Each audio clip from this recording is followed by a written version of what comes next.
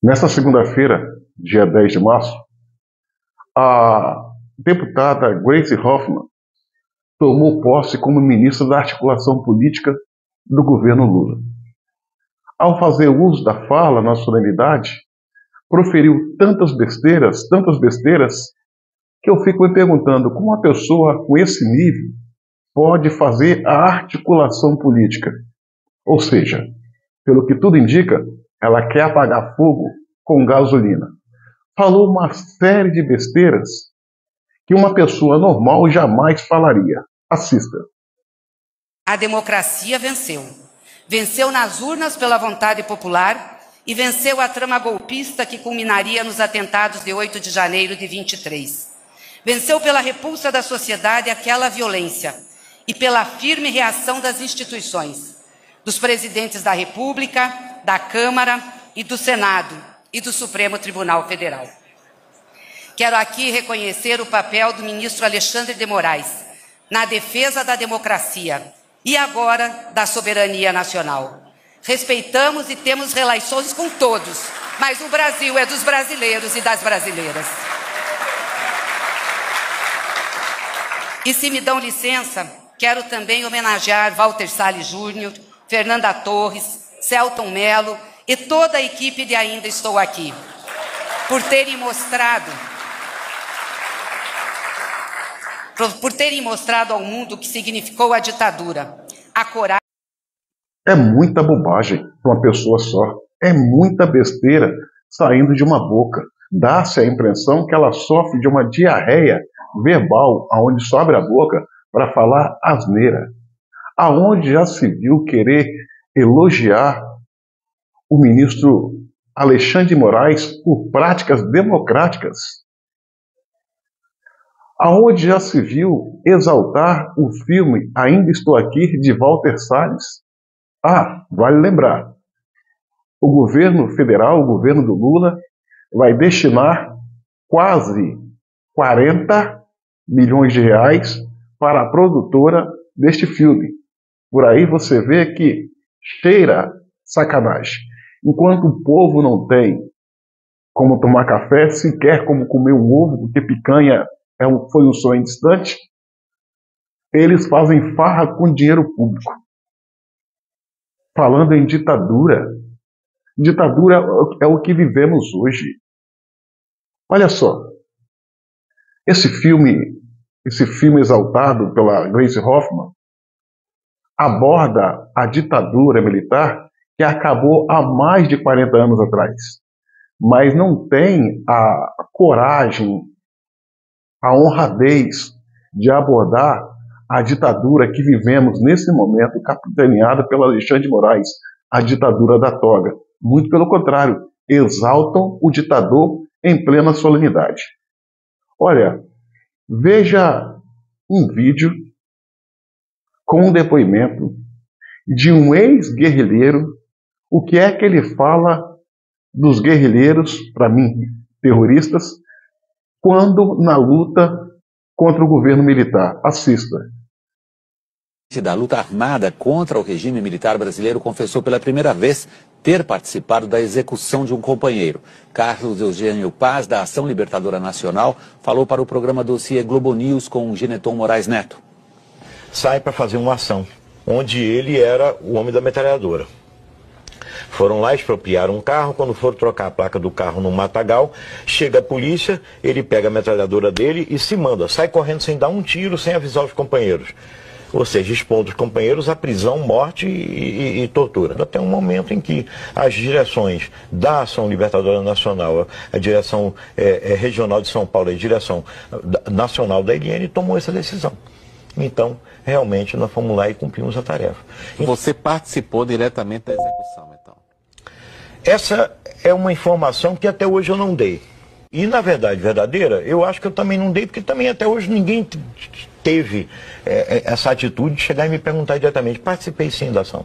A tiros, numa rua, no jardim, daqueles jardins lá de São Paulo, como você disse, no dia 23 de março de 1971. Um tribunal revolucionário da Ação Libertadora Nacional, do qual eu fiz parte, né?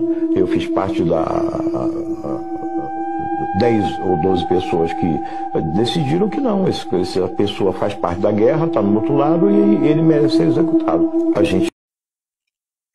Pois é, minha amiga e meu amigo, esse é um dos santos que a esquerda defende.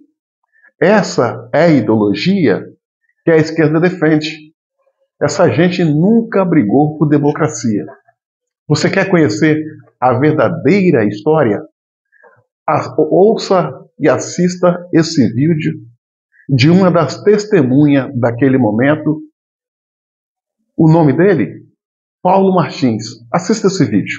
Ele vai te contar exatamente como foi aquele momento. Assista. Olha, a mentira é uma depravação. E depravação significa, entre outras coisas, falta de rigidez moral, de decoro. Eu digo isso em razão de estar se avizinhando uma data histórica que dissociados da verdade insistem, há anos, de chamar de golpe. O golpe de 31 de março, praticado por militares. Nessa afirmação, envolvendo a posição de militares, juntam outra depravação em torno do que se conhece por revolução. E explico. Primeiro, que nem o dia certo do movimento que inspirou a tomada de posição contra a tentativa de implantarem o comunismo do Brasil, os acusadores sabem. E me cabe corrigir esta falsidade, informando que não foi no dia 31 de março. A tentativa de agitar a intenção, depois de dias de bagunças no país, se deu em 1º de abril.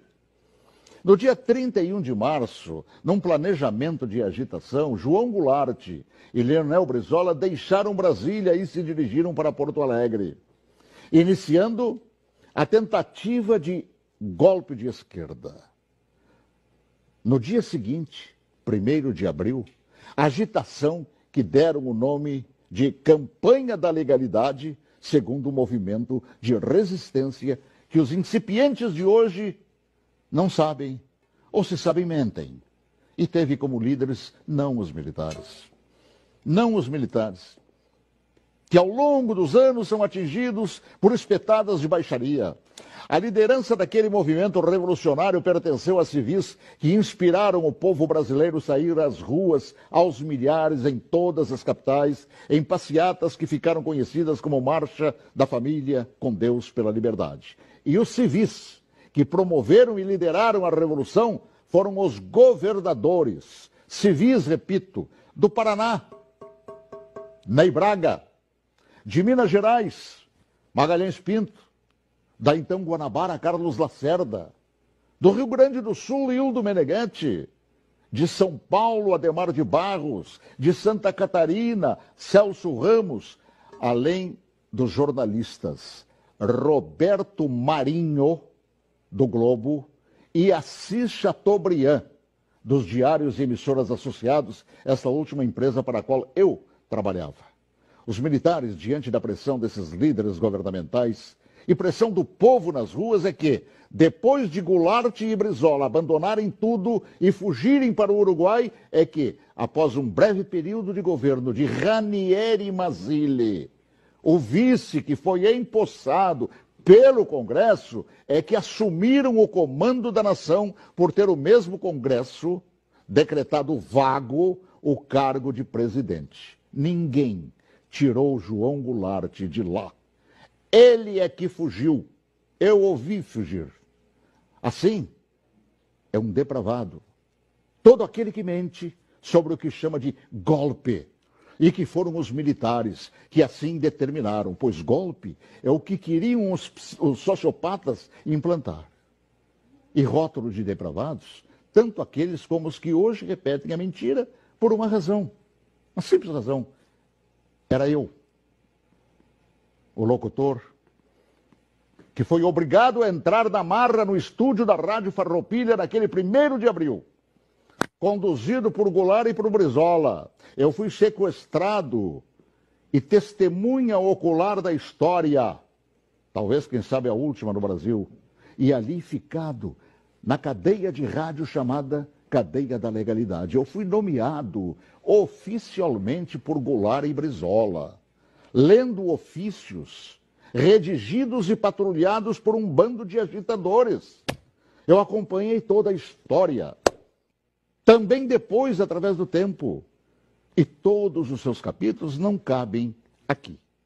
Mas digo mais, todos os jornais brasileiros apoiaram os governadores civis, líderes daquele movimento, assim como apoiaram os militares depois que assumiram para botar ordem no país.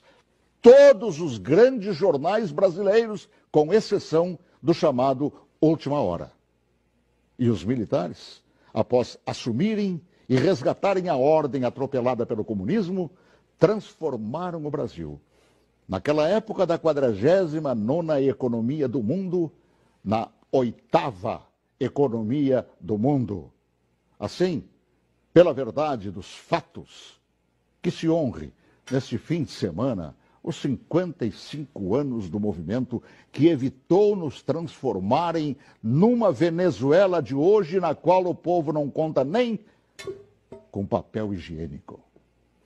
Boa tarde, se Deus quiser, até logo mais, às 18h40, com um espaço de ponto de vista. Olha que eu conheço inúmeras histórias suas, Paulo Martins, mas essa eu confesso que eu desconhecia. E essa é verdade, porque eu fui testemunho ocular de tudo. A gente que estuda jornalismo tantos anos ouve falar de diários associados. Jamais imaginei, Paulo, que você estava lá testemunhando tudo isso. Estava lá, no batente, cobrindo, inclusive, isso que hoje mentem por todo o...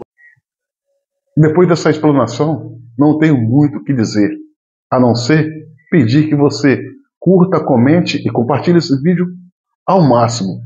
E se inscreva no meu canal no YouTube, como forma de prestigiar o nosso trabalho. Se inscreva. Cabo Elson.